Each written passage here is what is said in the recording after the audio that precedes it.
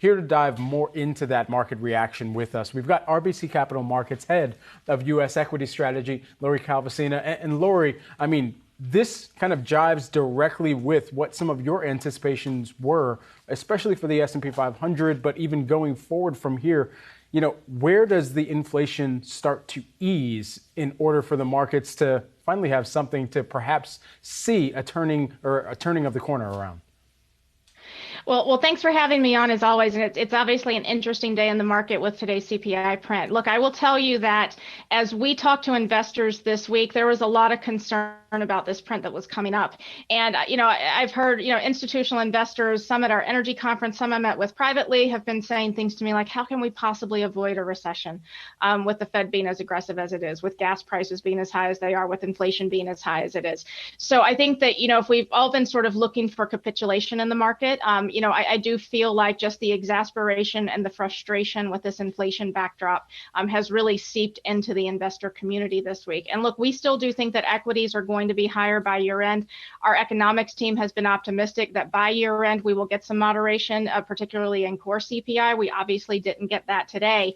But I do think that just the fears that I have seen, I don't think that this was a total shocker for the investment community or the equity community today. Perhaps not a total shocker. Hi, Lori. Perhaps, but Hi. An unpleasant surprise, let's call it then, if not a total shocker, right? The fact that it was a little bit higher than estimated. And so walk me through this path here, from here to the end of the year, and still seeing some kind of gains from here in equities, especially if, okay, so even if it's not 8.6%, what if it's still 7%? What if it's still 5%? I mean, these are not happy numbers any way you slice it. Well, look, I think if we did get some sort of moderation, right, from an 8+% number down to a 5%-ish type number, I think you do have, that would be, more on the headline side. You do have to look at core, and that is what the Fed has said they're going to be more focused on. But look, I think the path is pretty simple, Julie. It really does come down to whether or not the Fed is going to pull off this landing. And I don't like the term soft landing. I think it could be a bumpy landing and the market could still be okay. But I do think it has to avoid sort of the crash and burn scenario.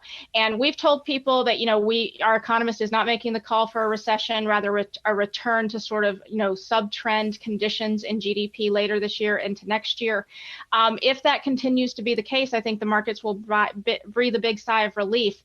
But I do tell people, my conviction level that will avoid the recession, I think it's about 60%. Like, it's definitely the way I tilt. It's better than 50-50. I do understand why people are concerned. I think the market needs clear and convincing evidence that a recession is coming before it's willing to price one in, simply because if you look back the past few years, whether it was the trade war, whether it was the pandemic, there have been so many instances where the consumer was doubted, where corporate America's resilience was doubted, investors panicked over it, and frankly, things ended up being more resilient than previously expected. So I do think that the market really does need to see signs that the Fed is going to tighten us into a recession and be pretty convinced of that before you'll take another leg lower below that May 19th low of 3,900 that we already had. Lori, do you see this inflation print as being the worst case scenario for investors this summer? You have inflation that just accelerated, and you have a Fed that is about to put its foot on the gas. Look, I think it's all about the Fed messaging. And I think after, sort of the last round of commentary that we got, I think investors took some comfort on the equity side, at least, in the idea that the Fed was pulling forward some of the hikes and being aggressive with hikes, in sort of a front-loaded fashion so that they could be flexible later on. That, in my mind, contrasts very much with what we heard back in 2018 when the Fed essentially said that it was on autopilot. And investors, I think, got a very different message. So we do need to see what the messaging is going to be going forward. Lori, I'm also curious, as market psychology is obviously important here, even though most of the trading in markets is institutional. So an institution, I guess, is less vulnerable to psychology, but everybody's paying higher prices, right? Everyone is watching the markets. And so you get the so-called wealth effect of people feeling like they have less as stocks go down. Are we in danger at all of seeing sort of a circularity, if you will, to that psychology where people are less willing to put money to work? I think that's a great term, circularity. I've sort of thought about the phrase a lot. The biggest thing to fear is fear itself right now.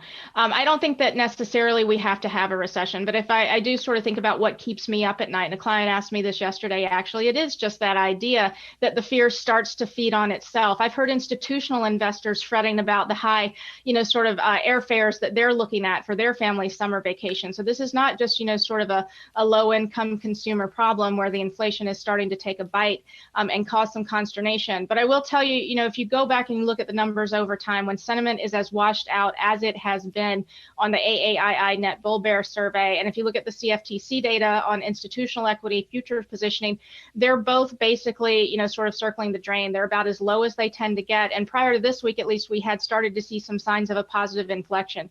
And so that is something that continues to tell me that even sort of this pain that a lot of investors are starting to feel personally in their own lives, a lot of that has already been reflected in markets. Perhaps not all of it, but I do think a lot of it is there. Of course, reading into the inflation print this morning, also looking into some of the companies that have announced that they are going to be either hiring or freezing some of their hiring, or cutting some of their workforce as well.